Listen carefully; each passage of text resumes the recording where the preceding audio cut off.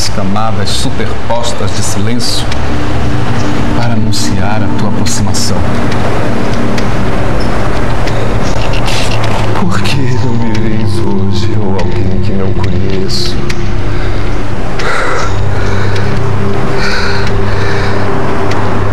Mas sei existir,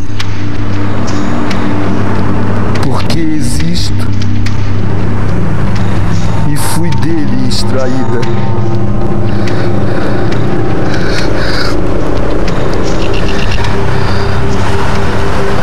Por que hás de perder tantos instantes se eu tenho a alegria das águas encharcadas nos meus olhos?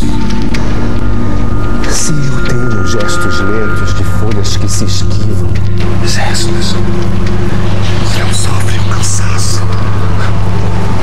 que não há de vir depois.